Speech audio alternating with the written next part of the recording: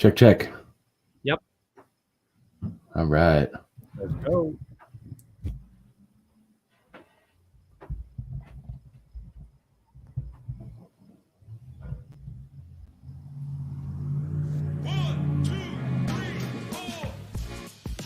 What's up, guys? This is Rob, and I'm the vet of the group. Hey, this is Murph. I'm the... What's up, guys? It's Shay. Welcome to the Waiting Table Podcast. We're so happy to have you here. Thank you guys for joining us on another episode of the Waiting Table Podcast, where we have roundtable discussions about the hottest topics in weight loss, with, of course, and today's no exception, the coolest people from the bariatric community.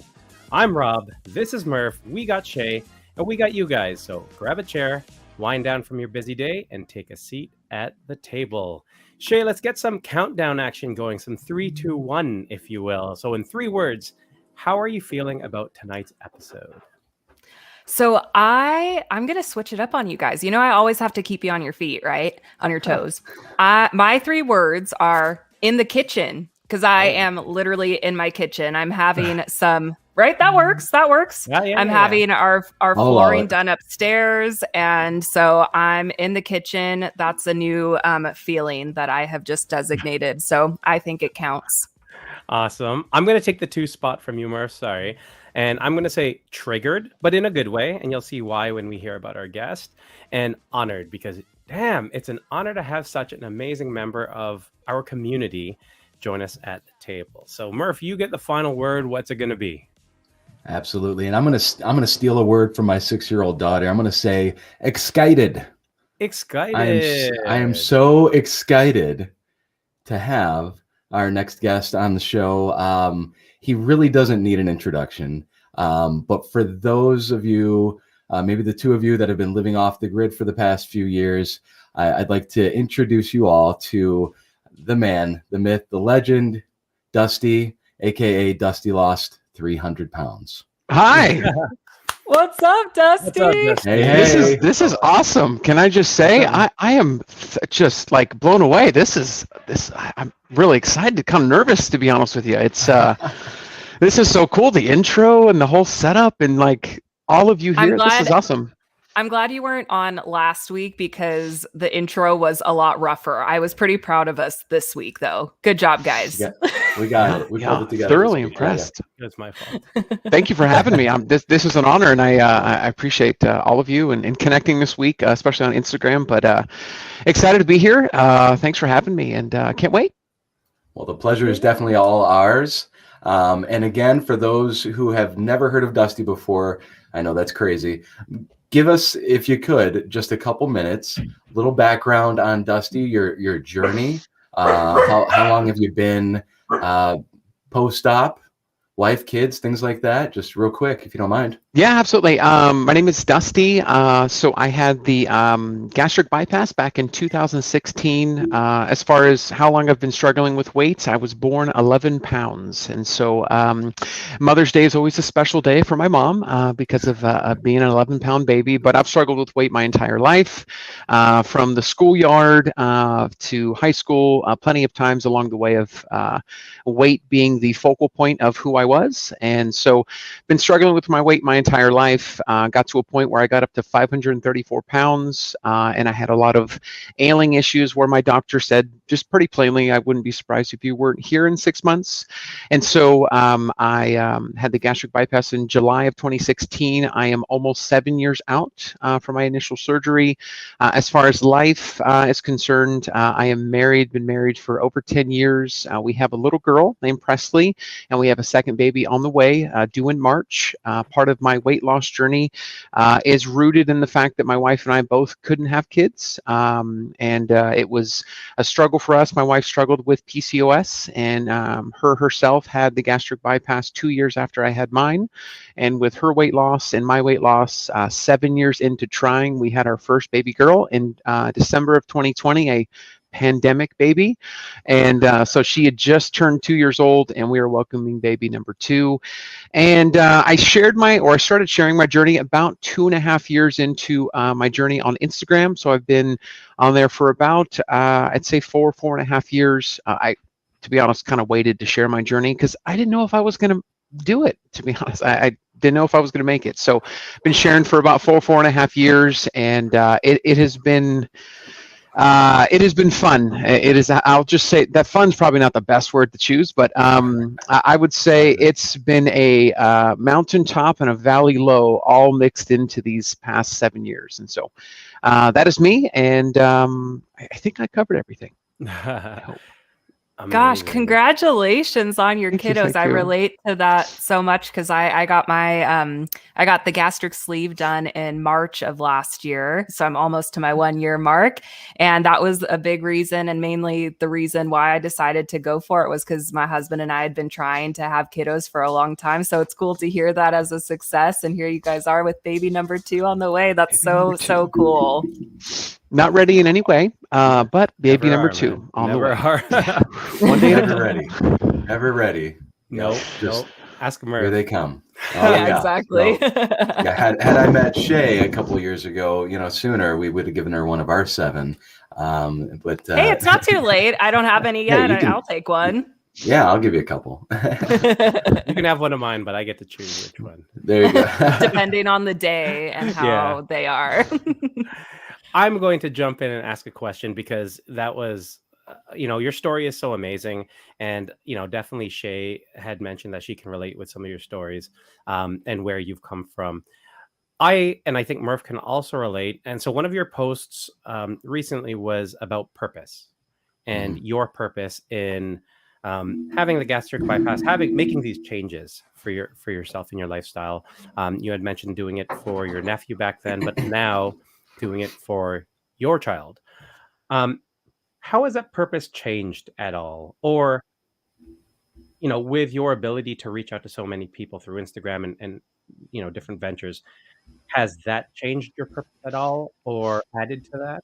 Yeah, my purpose, I feel, has evolved over time. Initially seeing videos of myself at 500 pounds, I remember very vividly, especially with my nephew, rolling on the ground back and forth. And I knew I couldn't be on my knees because my knees would hurt, so I wouldn't be able to do that, or I wouldn't be able to crouch down or do much. And I have a video that I'm just, the most I could do was fly my hand around to try to be somewhat entertaining for my nephew, and that just wasn't something that was going to be of any value to our future kids. So the hope was, we want to have kids, but I'm not going to be able to do much. And so the purpose in being able to be active and that post about purpose was the fact that my daughter's like, hey, come play with me, and I would be so limited at 500 pounds to not be able to do that.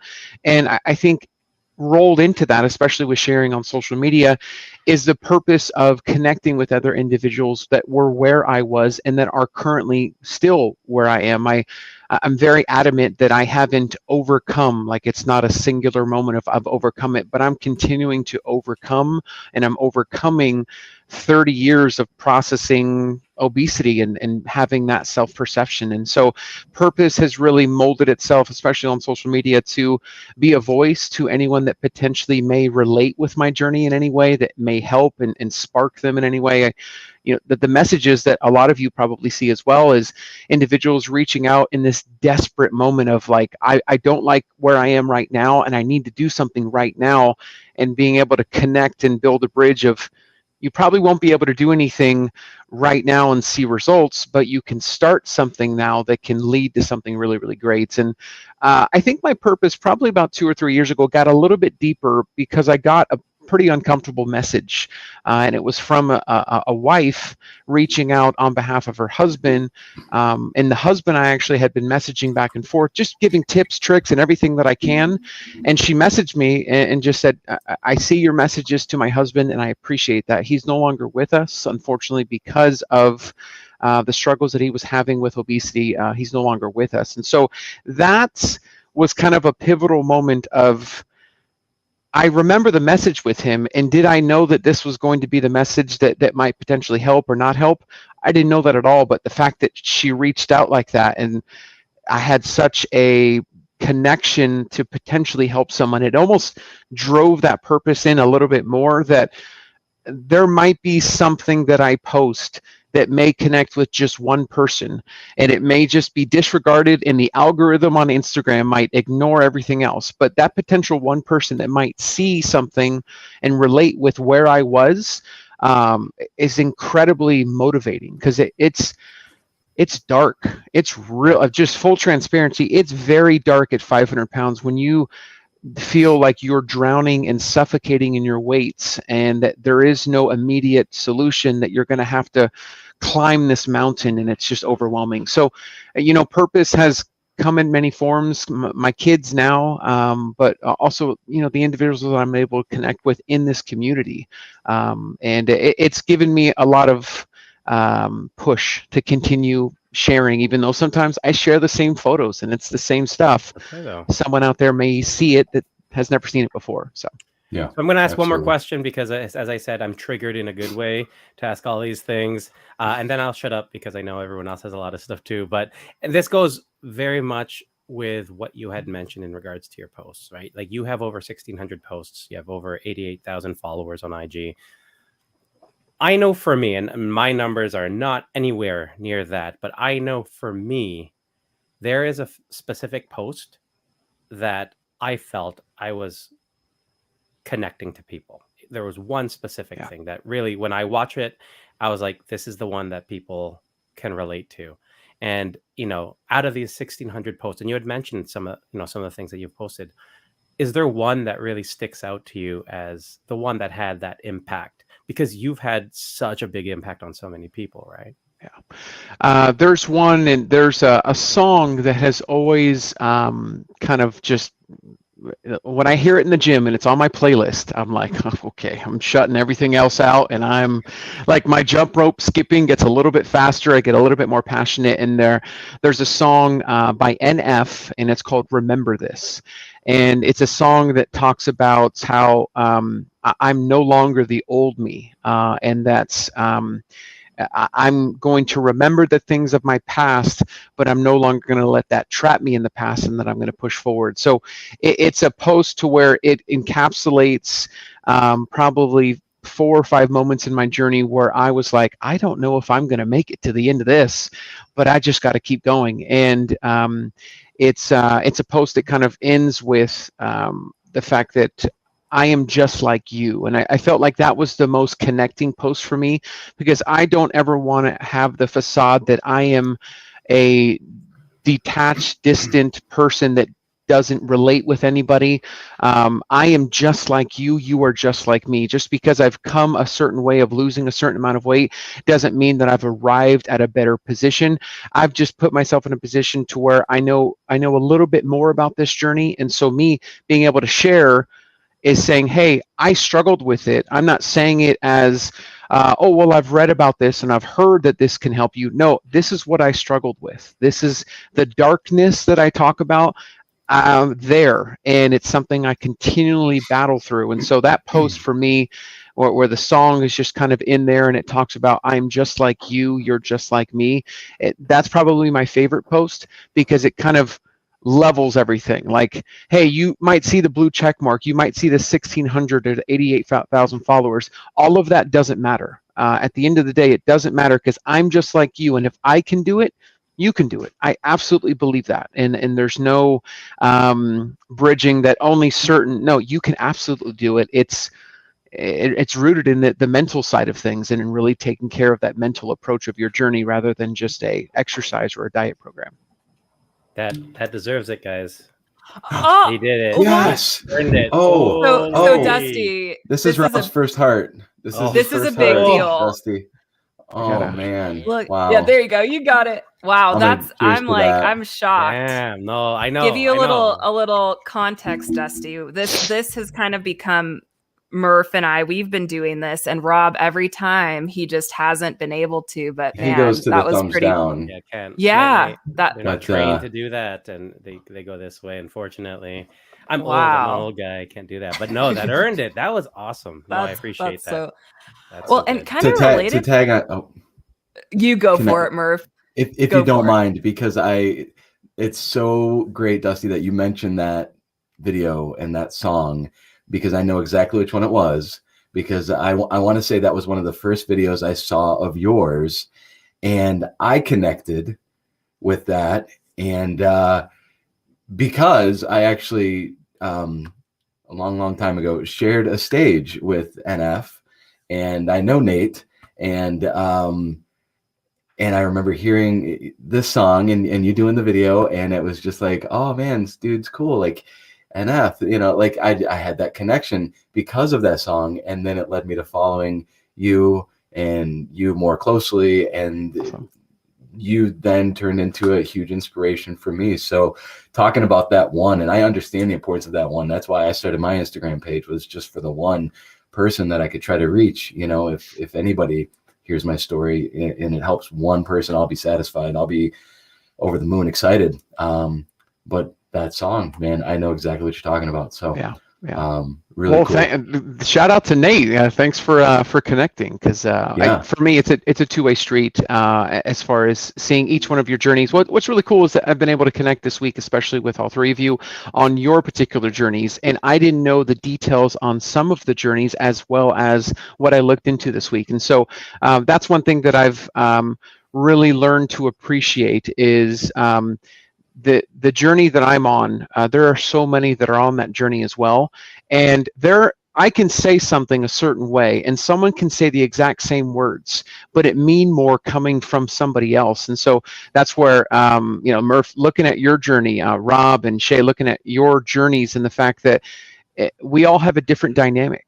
We all have a different, like, something is going, like, I've got a baby on the way. Someone may not have a baby on the way and may not relate. Someone lives here, or whatever the case is. Because we have so many different dynamics, what I love about this is that we come from so many different backgrounds, but we're in a position to literally change someone's life. And that's, I'll never lose sight of that. And that'll never be something that won't strike me, is that, like, someone across the world, like someone in the UK, can randomly come across this social media profile and all of a sudden inspire them to get up the next day and find a way to work out. It's just the coolest thing in the world.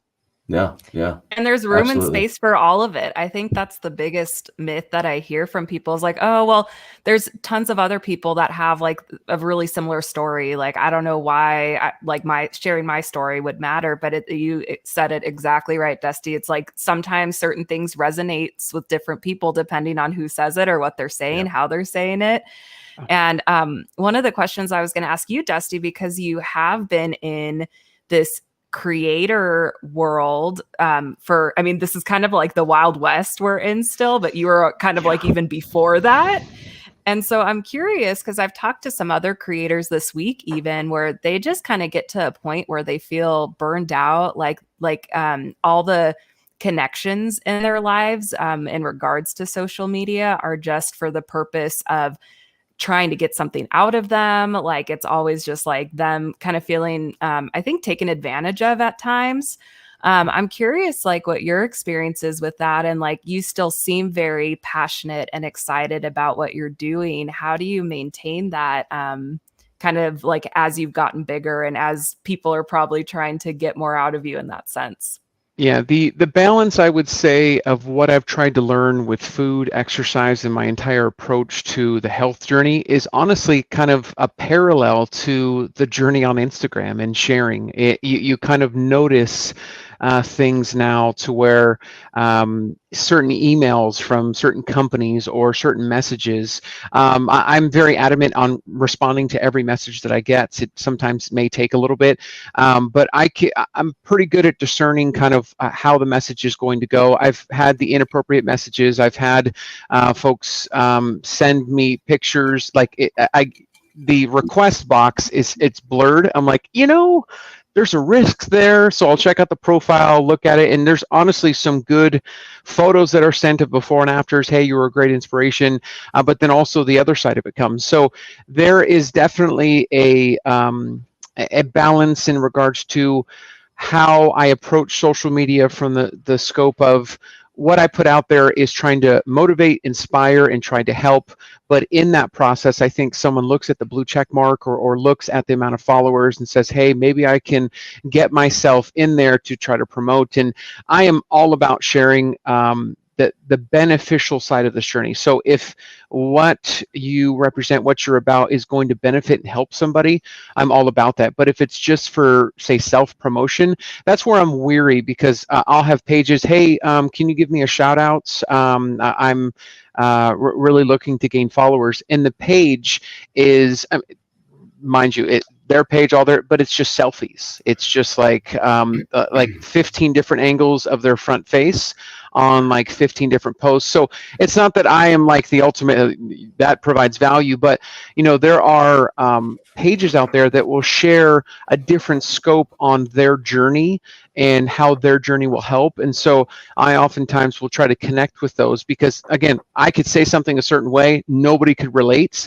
but then Rob could say the exact same thing, and all of a sudden everyone's like, yeah, well, yeah, I can do this, or I can do that. So I'm very adamant about that. And I am of the person that if it's not something I'm realistically going to use or be a part of, you will rarely see anything that you see on my link bio and stuff like that is something I have actively in the house, something I actively use. But there are things in emails that it is hilarious. Like, hey, we'd love for you to be a pasta sponsor. I'm like, I don't have it's not like I'm trying to like demonize pasta, but I don't have too much pasta. So how awkward is that going to be? Hi, would you like to try some pasta? Yeah, exactly. Here's my before and after because of pasta. I'm very leery, because what changed that a lot, or really solidified that, is I've got a chance to meet individuals that I've found on social media face to face. Like I've been at a store and like, hey, are you Dusty? I was like, yeah. Like, oh, I love your Instagram. And then folks at the gym. And so just imagine me like out there, like, hey, find a way and do this and do that. And all of a sudden, like, I am doing the complete opposite in my real life. I am absolutely paranoid that someone's just going to randomly show up and say, like, aren't you all about the health and wellness? Like, what? I get paranoid of that. So I am very much, if I talk about it, I've got to be about it. It's got to be something that I'm connected with. So it is a wild, wild west in the content creation realm. And I will not lie, burnout is very real.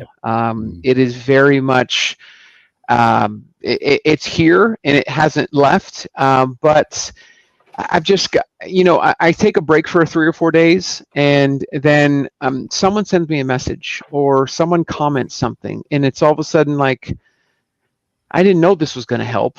I didn't know that post was going to do any. Honestly, that post didn't get any traction. The algorithm absolutely hated this video, but one person commented and said, wow, I didn't think of it that way. Thank you. And all of a sudden at that moment, it's kind of like, here we go again. We're posting more. And so burnout's very real. And any tips I would say is, as much as you're balancing the health journey with your food, exercise, all that good stuff, you have to find a balance with social media, because it is a wild, wild west, and you will get burned out very quickly if you're just trying to get the views, or just if you're just doing it for the gram, it's easily to get burned out. So yeah. So how do you, looking at your Instagram page, I don't want to say every other video, but it just seems like, you've got a video about weight loss and fitness and recipes or diet. And then you've got a video about cleaning up your kids' toys, which I laughed out loud at, because it's the truth. The 5,000, from Rent, the song from Rent. And that cracked me up. But like, how do you, because I feel like I'm in a place where like, I don't want my identity to be my weight loss surgery. I want to help people. Yeah, I want to inspire. I want to be there for people, but I also want to have fun with it without screwing up their algorithm, or without acting like, it never happened, or, you know what I mean? How do you go about doing that? I feel like that's where I'm kind of stuff? Yeah, see, you're asking the right questions. Can I just just full transparency, you're asking the really good questions because I'm in the middle of exactly what you're asking. I have been Okay. a weight loss motivation page,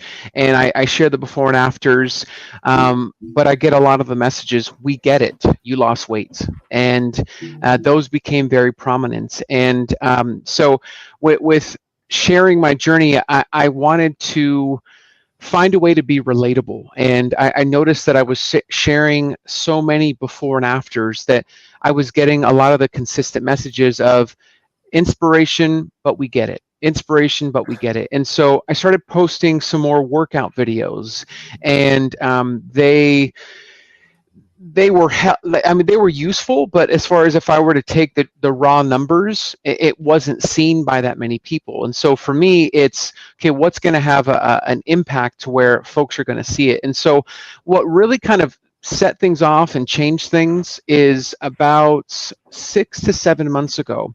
I decided, let me randomly post something that is not related to weight loss, but I thought it was funny, and let me post it. And I used to pin this video, and due to a recent kind of change of mindset, I unpinned the video.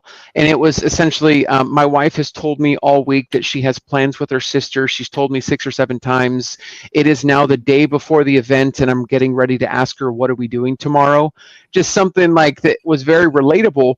But what happened is that post hit some sort of algorithm to where it became, in 2022, at the time that it was posted, it became the 7th or 8th most viewed reel across all of Instagram. Wow. So there was 50 million views on that.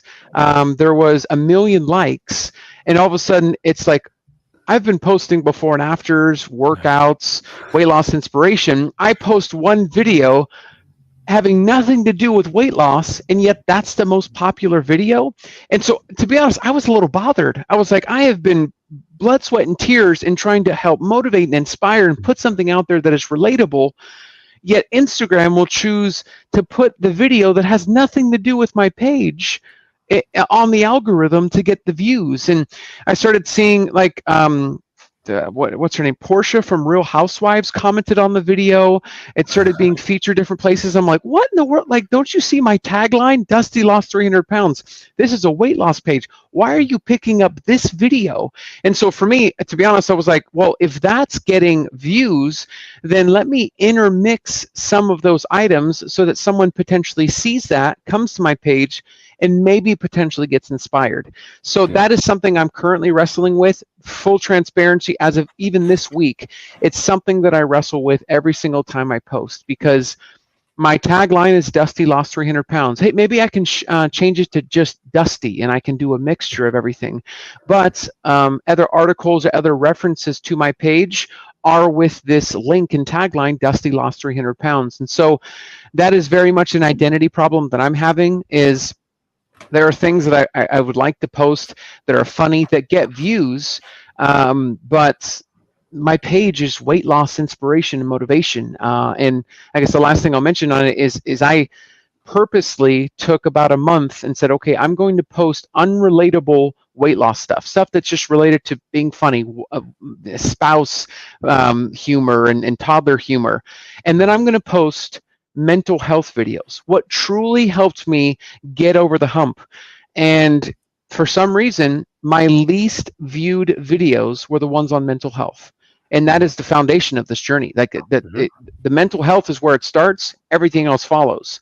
And the stuff that has nothing to do with Dusty lost 300 pounds, has everything to do with spousal humor, got the most views.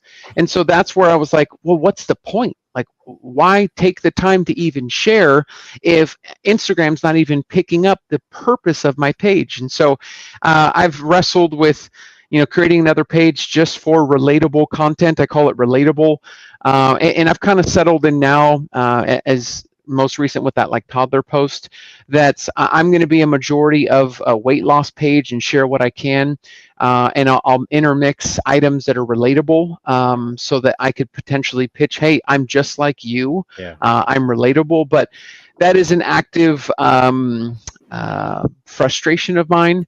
on what Instagram deems, because it's the algorithm that they, what they deem important. And there's one post in particular, I said, this right here is just such a perfectly baked cake of how my mental health switched and what the real help and trigger was. And it was like the least viewed video of 2022. I was like, it would help so much, but so that's active. And the struggle of identity and the page, man, Wild West. Shay, what did you say? Wild West. Yeah, That's the Wild West right there. And you know what, True. boys? I think I have the answer. Maybe not the full answer. But as you're talking, Dusty, as Murph is talking, as Rob is talking, the inspiration for me, at least, and I don't think I'm alone in this, the inspiration that I see in each of you doesn't come from the fact that you've lost weight. It's because of who you guys are as people. And that's like what I enjoy seeing. And so, obviously for each of us, we all have this shared experience of weight loss surgery. So that's something that we can all kind of connect with and resonate with. But I just get so much inspiration like from you guys as people. And that's something I was talking with another creator this week about, where it's so easy to kind of get wrapped up in having different things be part of our identity. But the funniest part about it is people just want to connect. They just want to know that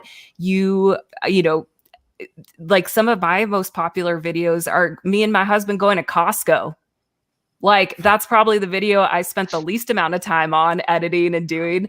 But it's like people love that. People are inspired by people, not by what they do or don't do. And so like, I don't know, I just, as you were saying that, it's like, no, like that's great that, we've all lost weight and all of that. But like, Dusty, you're an inspiration because you're Dusty. Like you're a cool dude. And Absolutely. So I don't know, just an encouragement. I in like that way this podcast. Yeah. Did I say that? This is nice. This is cool stuff. I appreciate that. That's awesome. Yeah, it's like you guys are cool people. Like, and so, whether people connect on the weight loss stuff or the kids stuff or whatever, like, I just want to get to know who Dusty is, get to know Rob, get to know Murph. Like, I just want to know who you guys are as people because you're pretty awesome. So that's just my 2 cents. Well, thank you, Shay. Same to you. I mean, we all are connected through bariatric surgery or through our past hurts or issues that we had growing up, unhealthy eating, whatever the case may be. But now we're here, and it's really cool that we can just be awesome people together and just hang out. And we've got stories now. We've got scars to show. We've got, passions and things to share, and our weight isn't getting in the way anymore. And so I guess it's safe to say we all have something different to bring to the table. Yeah. And you know what? One thing I actually told Murph this before, and I think this may ring true to you, Dusty, as well. I was talking to Murph about, sort of what we bring to this podcast. And, I tend to do a lot of the technical stuff in regards to editing and all this stuff and all the technology stuff that I'm not very good at, but, someone has to do it. And I was telling Murph, I'm just like, one of the big reasons I think that people are drawn so much to you is because of you. It's because I love watching your stories, Murph, and I love learning about your family. I love seeing your trips with your family. I love seeing you do all those different things because, yes, you're a cool person, but the other part is, as someone going through this weight loss journey, I like to see what I can do.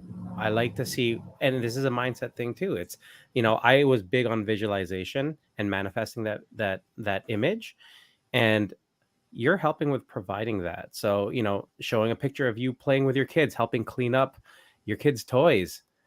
You can attest to this. I know me and Murph can as well. Yeah. I was at 380 pounds. How good was I at cleaning up my kids' toys at 380 pounds, right? I was gassed. Yeah. I wasn't able to bend down. I wasn't able to do that. It's relatable, and it's not something that you could have done, 7-8 years ago, but you can do it now, and it's relatable. People love it. People eat it up. and because it's awesome, it's fun, it's cool, it's funny. The Rent song playing and the things that we could do, yeah, it was fantastic. Yeah, So- the relatability, I think, is kind of content That's key. creation wise, that's the key, relatability. Right. And where folks, like the one today about that moment when the weight loss stall breaks, like Will Smith's reaction at like, okay, that's me multiple times. Like I've weighed myself 6 days in a row and it hasn't moved, and then all of a sudden something moves. It's like, did I just get a loan on a house? I mean, what kind of breakthrough am I having here? So relatable is key, absolutely. For Yeah. sure. Yeah. So I have another question, and I'm obviously very, very, very biased towards these types of videos of yours.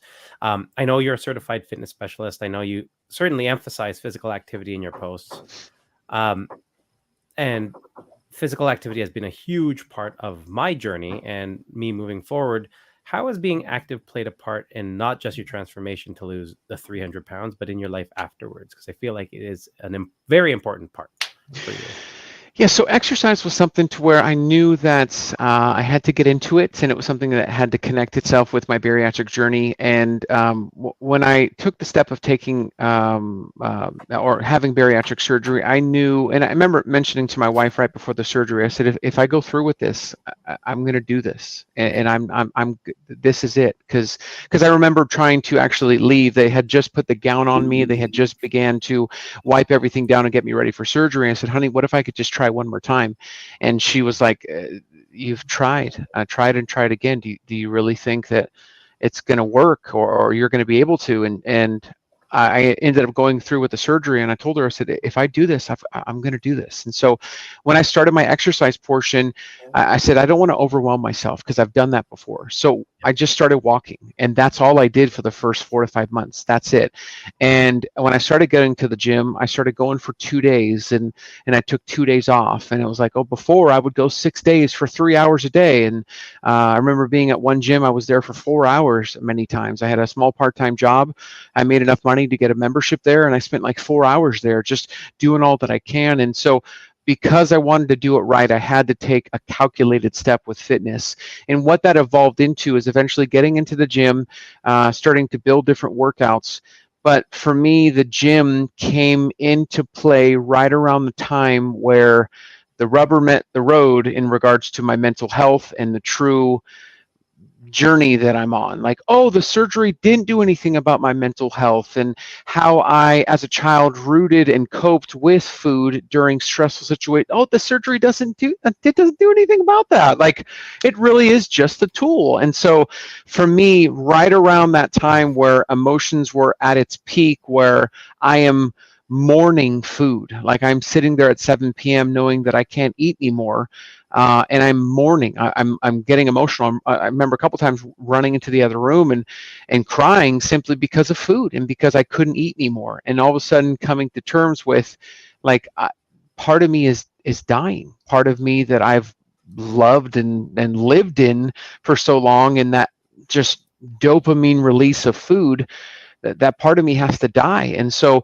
the gym and physical exercise kind of came right in there and became an anchor for me, became something to where I go to the gym, yes, for physical exercise to burn calories and all that, but it became a solace. It became a place where I can put my hoodie on, I can put my headphones in, I can put the music on, not listen to anything else, and just simply disappear for about an hour and a half, and just work things out mentally. And I think for me, what physical exercise really did for me is the difficult exercises, the different things that I was able to do now. I almost visualize that if I can get through this hardship here, then I can get through the hardship out there. And it almost became very parallel, that the physical exercise and me pushing myself to places that I didn't think I could go, I knew that I could do that outside of the gym. So exercise for me has been pivotal for any kind of anchoring. When I'm stressed out, I'm a stress eater. That's what led for me to get to my top weight, is I coped and isolated myself into food when everything around me was chaotic and something I couldn't change. I just dove into food. Well, now for me, it's serving myself in a better way rather than sabotaging myself. And that is going to the gym. Just recently in the past, I'd say 2 months, some of the things that we were getting in regards to baby number 2 weren't the most stress-free, and it wasn't the most stress-free news. It was very stressful, and that's nothing I've ever processed before. I can do something about how I feel, but all of a sudden, if something's going on with baby number 2 and I can't do anything, that's a stress that, it's like a new level unlocked, a new level of stress unlocked. I'm like, hold on, I did not give anyone the key to unlock this stress, but it's all of a sudden now I'm stressed out. I'm holding on to something that I just know that food's going to make me feel better. And so I would very much use the gym and physical exercise to push myself, to exert myself, to say, I can get through all of this if I can get through what's in front of me. And so, part of my pursuing of running recently and trying to get faster is because that completely wipes me out.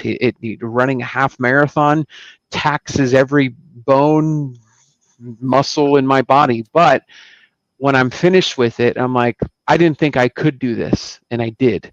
I don't think I can get through this chaos in my life, but I'm going to have to.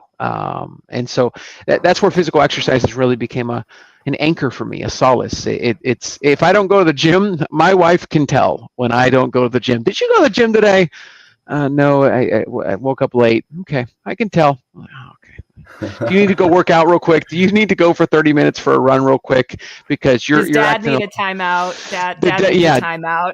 Yeah, dad timeouts are very real. My wife is very in sync with the lack of gym days for me. But for me, on 30 years of struggling with obesity, I have found something that has been very helpful in me rooting all the negative mental health stuff that kind of sabotaged me before. It's like being hangry, but you need to go to the gym, like Jangry. Jim angry. Jim angry. Jim like, who's Jim? Yeah, Jim's angry. Jim's angry. Hey, speaking about your wife, and this is kind of a question to all of you guys if you want, but I know, I'm still within my first year of surgery, and this has been like a huge, intense growth year for myself personally, but that's transferred, to my relationship dynamic. Today is actually me and Dylan's 11th anniversary of being together. So kind of fun. So we've been together a while. Thank you. Congratulations, 11. And it's interesting though, but even though we've known each other for that, whoa. That's some sound effects there. That was good, Rob. That was good. Sorry. I like it. You kind of scared me. I forgot we had those. I got scared. I know, I did too. I was like, I'm looking around like, who's it? You're in your basement and just someone hiding behind the cabinet. It was the furnace last week. It was the whoa this week. It was. But anyway, this was the first year though where I feel like we've really been learning who we are as individual people, and then therefore learning who we are together. And so I'm curious, again, this is open to all of you guys, but how has that relationship dynamic been with your partner, if you feel okay talking about that, or just any insight for those that are maybe starting on the journey? I just wasn't expecting that to be a thing like that. Oh man, there's going to be tough conversations or different conversations, and I'm going to feel differently about things. So just kind of a general open question to all of you guys on relational dynamics and how that changed with your partner. Tag Dusty, you're it. I don't know if you all read like a book on how to ask the right questions and the perfect. I mean, we're on a roll because that's a good one, and that's something that I wasn't expecting. But the dynamic of I'm losing weight, and I'm actively losing weight, and my wife, who has struggled with PCOS for a long time, is something that she has struggled with as well. And so getting to a point of me getting into my journey about 2 years, and my wife continuing to struggle, and then her herself making that decision for gastric bypass 2 years into my journey, that dynamic very much changes, because there is the thought, if you get to a particular weight, are you going to lose interest in me? You're going to change. The perception of yourself is going to change. And so I'm very huge on communication. One grateful thing that I've been able to do is, with that certification, be able to start one-on-one coaching. And there's a couple of bariatric patients that I've connected with, and I said, just a heads up that your relationship is going to change, and the dynamic and how you communicate it's all there. So if you know that ahead of time, you can prepare for it, because it's coming. And that's one thing that my wife and I have been very transparent with, in that she struggled, I struggled. My wife, she lost, I think, 110 pounds in the first year, and then right at the year mark, that's when she got pregnant. And so for her, it's she got down to a certain weight, and, oh, are you more attracted to me? And I said, no, like, whatever weight you started with, wherever you are now, it's completely the same. But also with myself, like, loose skin, like, I've got 7 to 10 pounds of loose skin. Like, when I go for a run, there's clear clapping going on. It sounds like there's an audience cheering me on, so that's probably why I run the way I do, because there's a constant applause as I go. But with the loose skin, yeah, exactly, it's the loose skin was very much a insecurity. Like, I've got hanging skin, like this. So very much in regards to relationship, things can change. I connected with some bariatric communities on Facebook where there has been a loss of interest. Someone has had interest in someone, but because they lost weight, a lack of interest was there. And so the only thing that I would say is communication up front of what's coming is probably the best thing that would serve the relationship and help. If we didn't communicate, and this is something that she was feeling, an insecurity, my insecurity, and we didn't say anything until it all boiled over during a moment, we'd have a very, very difficult time, especially with getting pregnant in the first year, me losing and having the extra skin. Being able to have that kind of bond of communication has really helped. And it's still now, because when my wife got pregnant, she put on weight because of the pregnancy. And so as soon as we had the baby, she went right back to the bariatric plan. Well, she had a fainting spell while we went and walked our daughter. So in the middle of a public street, she collapsed. And so we went to the doctor, talked to the doctor about it, and it was because she went so regimented on her plan that she didn't have enough. And so all of a sudden now, what she's known to be successful, the doctor's saying, you can't do that. Well, that's all I know. And so she had to develop a new way, and it was very, very difficult. And so one thing that we're looking forward to with baby number 2 coming is that our conversations just this week is like, honey, we're no longer in a position where we're trying. So, loose skin surgery is a possibility for both of us. You not having to concern yourself with really much else, but putting your health as a priority. And that's one thing that we've had to communicate is she's put on weight because of pregnancy.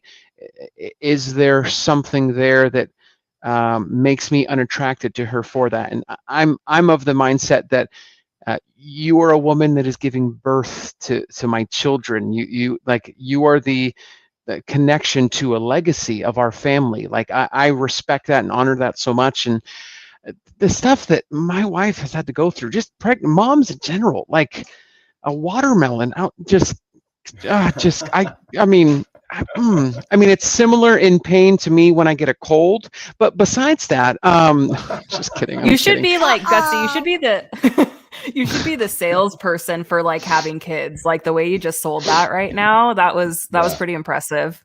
So it's cold, but not. What was that? What was that button that you hit? What was that? Uh-oh. Okay. I didn't hear it. That's hilarious. So things are going to change, and as long as you know that things are going to change and you communicate that with your spouse, I think you're going to position yourself better off to think, oh no, we're going to be fine. I'm going to love them no matter what. You might, but they're going to change. How I perceive myself, how I see myself is very different. I made decisions at 500 pounds out of insecurity, that if I'm no longer insecure in that area at 220 pounds, I wouldn't make that same decision. So I'm a completely different person. So that's been really, really huge with relationships for sure. It's such a drastic change, I think, is the issue.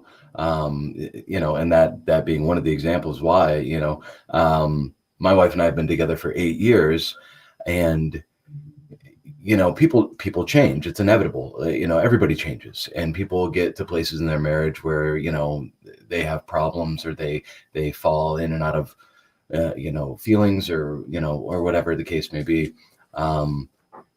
My wife's, that said, my wife's in nursing school, and has been for the past couple of years. So we haven't really spoken at all about a lot of these things.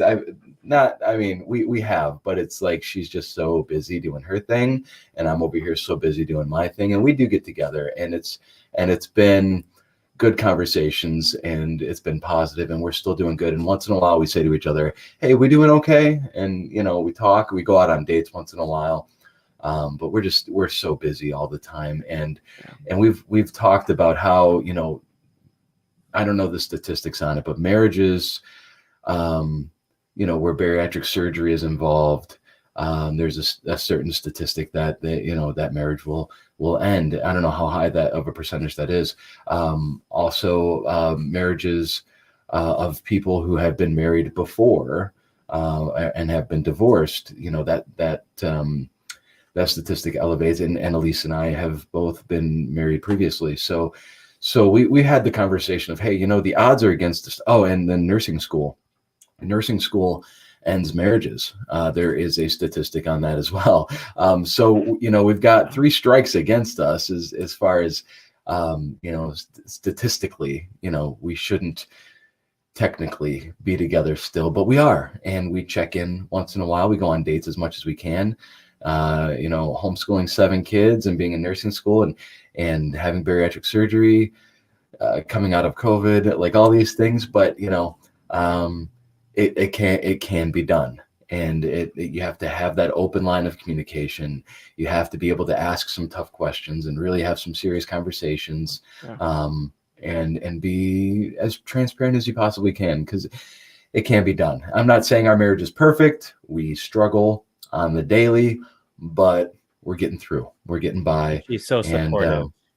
And she's so supportive. Elise, Dusty has no idea how supportive Next my wife level is. She's usually on here to make fun of me for like mispronouncing something, or something silly. She'll be quiet the whole chat, and then she'll come on and say, to make fun of me. She's so supportive. No, but she really is supportive, and I try to support her as much as I can. And we're just, like I said, we're kind of off both, doing our own thing. And when she's done with nursing school at the end of this year, she'll be an RN, and we'll come back together. And I think we'll take a big sigh of relief. So, yeah. But I think you brought up some really good points, both of you guys. So actually the stat is more than double. Like if adults get bariatric surgery, they're more than double as likely to get divorced. So the stat is actually, I think it was like 3%, and it was like 6.5 or 7% will lead in divorce. So it is definitely a stat. A lot of the Facebook groups that I'm part of in Ontario and Canada, that's definitely something that I've seen quite a bit. But like both of you had said, you're right. I think it's about communication.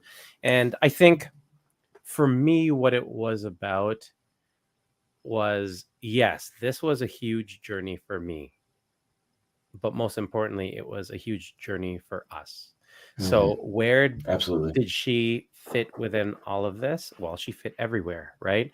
Now, like, I talk to her a lot, and, she'll tell me certain things, and I'll say, but, at the end of the day, there was 10 years where I couldn't do crap, right? We would have a snowstorm, and you'd say, because I have 4 herniated, I still do have 4 herniated discs. I couldn't shovel. I couldn't do anything. And she would be like, I got it. Don't worry. I'll do this. Don't worry. And, that's just one chapter of our story. And yes, I've lost this weight. Yes, I am a lot more capable. And now it's my turn to be able to do what I need to do. And, it also allowed my journey to inspire her health journey, right? She was never big, but she had learned this newfound love for weight training ever since. So now she's a beast in regards to lifting, and she's super active, and she's actually paying attention. In the Asian culture, it's very normal to sort of like sweep it under the rug, right? Oh, I have this. Oh, I'm just going to ignore it. It'll be fine. And, you know, that's, I think, a big reason why I got as bad as I did. We don't allow that in our household anymore because of the conversations and the understanding of why health is so important, how we raise our kids to understand. You know, both my parents died very young. I was severely obese. My brother is diabetic. There's a reason why we all have these comorbidities and we all have these challenges. And how do we turn that around to educate our kids? And that's something that we've decided to do together. So we're very honest with them about the importance of nutrition, and you know, what we eat is what they eat. And yeah, I just think that you're right. Communication is a big thing, but it's how is my journey our journey? How are we doing it together? Right? Yeah, That's good. Yeah. And the underlying theme I'm hearing from all of you guys too is that transparency and honesty piece. And I think for me, at least, I wasn't being honest with myself for a long time. So how could I have been honest with anybody else, including Dylan? Right. But I think for me, and I think it's maybe similar, correct me if I'm wrong, but having the surgery just kind of pushed me to that point of being very brutally honest with myself and dealing, you know, like what you were saying, Dusty, going back to childhood traumas, working through some of that or a lot of that. It's hard work. And, but then when you're honest with yourself, it's like, oh, now I can be honest with other people. And that's where it starts, though. It has to start with you, unfortunately. And I think that's where people, you know, there are a lot of people who do well with the surgery. And there are a lot of people who also fail in the surgery, unfortunately. And I think, you know, obviously we've all made that decision. And I've always said that that's what we need to celebrate, the fact that you've made the decision to change. But I think a big part of that is at some point, you know, some of us have it at the very beginning before the surgery. Some of us have it a year down the line or somewhere along our journey. You need to have that honest conversation with yourself. Right. And that is, I think, the big deciding factor in regards to not just our success in our journey, but our happiness moving forward. Right. Absolutely. Yeah. And so I love seeing when people talk about having that conversation, especially with other people. I think the thought process in what got me or what got us to our top weight, that thought process, that tendency doesn't go away. The surgery does nothing about that. The surgery is a tool, but oftentimes the pathway that we've built mentally will come into contact with a physical limitation from the surgery. And I think that's where a lot of the mourning came from for me. And what a lot of folks feel on the journey is that moment where there's a clash between this is how I process, this is how I do things, this is my habit, my ritual. And that led you to a point where it led me to 534 pounds, how I processed, coped, how I saw things. And all of a sudden now I've got to somehow become a completely different person. And that just doesn't happen with surgery. Yes, you're going to lose weight. It's absolutely going to position you immediately to do that. But at some point, how you process, how you do whatever you do, it's just going to get your old weight back. That the regain is very, very real because there is just a reliance on the physical procedure versus the actual mental procedure that takes place. And I think that transparency, that ability to have the uncomfortable conversations, having a safe space with a person, whether it's therapy, whether it's a spouse, whether it's accountability partner, whatever it is vital, because there is very the fact of where mine started. You know, a lot of mine came from the divorce that my parents had when I was young. They divorced, and obviously there was something subconsciously that thought that I wasn't enough to keep them together, or that I was somehow lacking. And so in my lack, I reach out to something that provides a fill or a gap filler. And for me, you know, food felt good. So when my parents weren't together and I wasn't happy about it, food felt good. And so now food feels good. The dopamine gets released on when I have the food. So how do I process and change that? And having that uncomfortable conversation where, my own mother went on a transformation journey herself, but she watches my Instagram. She looks at it and sees it. And the fact that I root some of my initial issues with weight in that, it's uncomfortable. Like it's a uncomfortable conversation that kind of the environment that was provided for me didn't really help me prioritize my nutrition. And Rob, I love as far as setting the standard in your house, as far as what we eat, you eat. Love that. And that's something, it's a one day at a time. What we have very much dedicated, the nutrition side of Presley and our daughter and what she eats and doing what we can to make the food here whole food based. A lot of those things that I didn't have and I didn't know, we try to institute, but it's just hopefully building a pathway, a habit for her that you've got to find value in what you're consuming. And it's not to say that you can't have pizza, you can't have those noodles, but you've got to find value in it to benefit you and not set you back. And that's tough. And 7 years, coming upon 7 years, and still processing. Like, I don't know how to deal with a potential complication with baby number 2. I don't know how to process that stress. I know how to process my stress in a work situation, a intimidating boss. I know how to work through that stress, but I don't know how to work through this. And so that's where it's like, well, I'm 7 years out and I haven't arrived, and I probably won't arrive, but I've got the mentality that if it comes, I'll figure it out. I got to find a way, because the other side of it was dark, and there's no way I'm going back to that. So just jump on a call with Murph and I. Between 9 of us, we can sort of work through it together. Yeah. And that's what we call the baby giraffe syndrome. We were talking last week about more of the physical, when you're like kind of learning your new body. We're learning our new minds, our new hearts too. And sometimes we're kind of clunky like baby giraffes. So I think you own it, Dusty, and you're just baby giraffe in it like we all are. I love it. Clunky. Yeah. I like it. Mm-hmm. I'm going to probably use that a lot more. I'm clunky here. I'm having a clunky week. Yeah. You used the word clunky like 3 times on last week. I'm like, that's your word, huh? Clunky? Yeah. I guess so. I don't know. Clunky. Another one I'm trying to use is unhinged. That's like like the kids are saying these days. So throwing that out as a little bonus nugget for you guys to try to use that in a sentence. That's so fetch. You're so fetch. Bro. Someone tried to get platinum in high school, and I'll never forget it. Like, someone's like, that is so gold, or that's gold, and like, you know what? I'm bringing in that's platinum, and that's platinum. Never worked, never happened, and that was 20 plus years ago. So I don't. Yeah, platinum, but I like clunky and unhinged. That sounds like deep. Serious. Like that sounds like it's. I've heard it in the funniest context, where it's like, it's kind of when somebody does something just kind of crazy, and then you go, oh man, they're like unhinged. Like, what is going on? They're unhinged. My daughter said that to me. I'd just be looking at her like and honestly, I would describe when Rob did this, I became unhinged, because I was like shocked by that. My daughter would be like, wow, lol. I'm like, dude, lol. You just said lol to me? Why don't you just laugh? Oh my God. If my wife used that word, we have this running joke that if my wife uses new words that I've never heard before, I start looking at the ceiling and I start looking around, because I feel like I'm on the Truman Show, and that she's like an actor. Like, are we?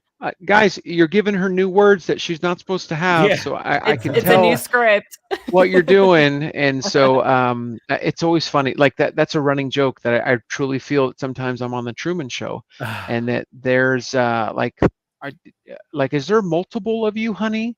And like, did you learn new words? Because I've never heard this. She used some word like calculated or something. I was like, calculated? Where in the world did you get who are you? And so I'll start looking, and I'm like, let me see your mole on your ankle. Okay, they put that back. And so the running joke, but so unhinged, it's a running joke because my wife will probably ask me, and she'll start looking at the ceiling at the cameras like, oh, so you swapped them out, huh? Using the words unhinged. Got it. Okay. New one here. I think that has to be a recording. Like, I think you need to do hidden camera action on that one and see what her response is. That would be a good one. Biggest 2023. That's what, like when so do you remember when like the whole Netflix and chill thing was big? And my friends. So I'm 39 now, right? I'm turning 40 next month, 2 months, whatever. Me too. Here we go. Yes, and Murph is already 40. I've been 40. Old guy. Been rocking 40 for a minute. And so I remember when a lot of my friends would be like, "Oh, what do you want? What are you doing?" Or like, "Oh, we're just Netflixing and chilling." I'm like, that doesn't mean just watch Netflix, man. I'm like, you're old. No. Stop using these words. No. This is not Yeah. fitting. And I'm just like, oh god. So yeah, I'm watching Netflix and chilling with my and kids. I'm chilling, but I'm Like, doing no, like I'm literally. no. No, that's don't do that. Don't say that. First year of Yeah. marriage was Netflix and pizza.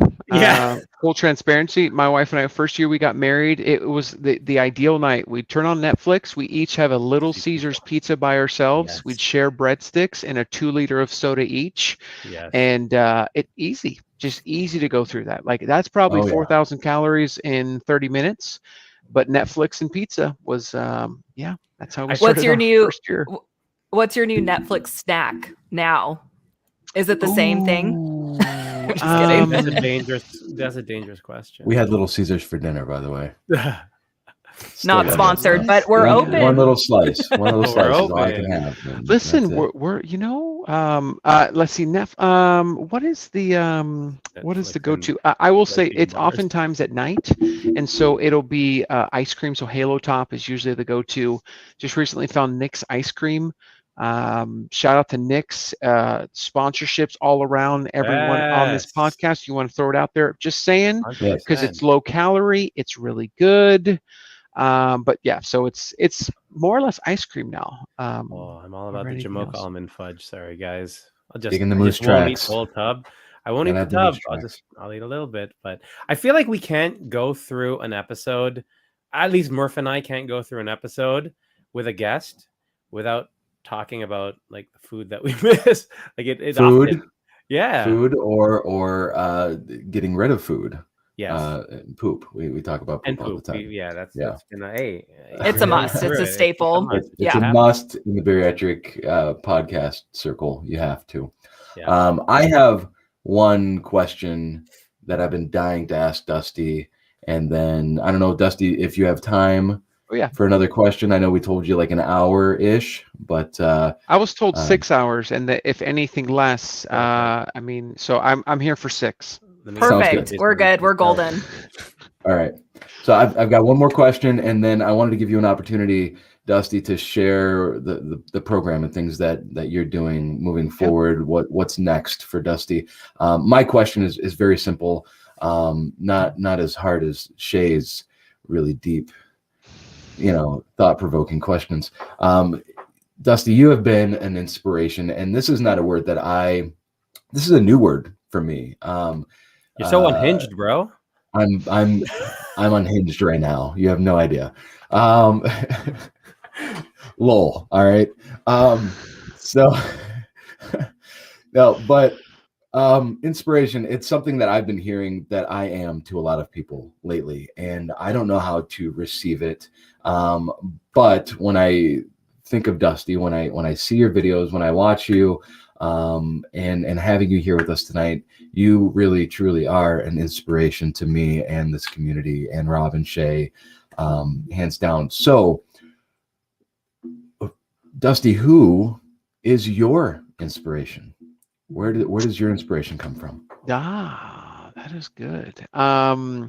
So as far as from a social media perspective, there's a couple of accounts that I started off early on with that was envious of. When I started my journey, they were already into the journey and had lost quite a bit of weight. And so one of them, Poro92, he's actually coming up to Nashville this weekend to a Redcon 1 gym. He's someone that I think was over 400 pounds, had lost a considerable amount of weight, and has been sharing his journey online as well. Well, he became a sponsored athlete with Redcon 1, and he's actually coming up. So I get to meet him face-to-face for the first time. But I'd say he was one that really stuck himself out. Jay Arp's journey was one of them that was early on. And these are early individuals that when I first started getting on Instagram, they were very inspirational for me.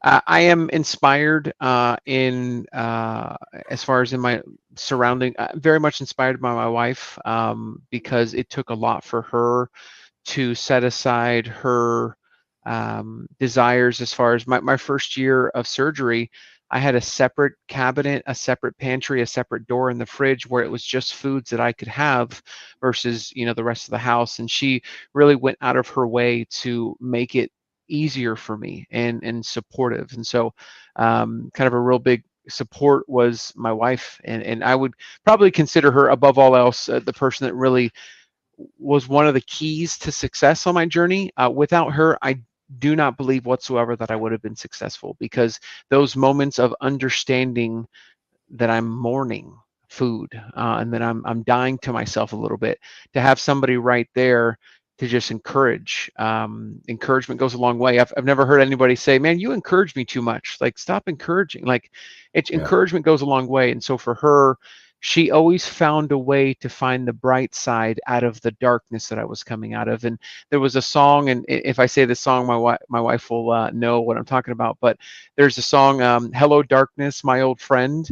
Like, my wife knew I was in a bad space whenever I would just start randomly singing that song, and she would just check in. You okay? What's going on?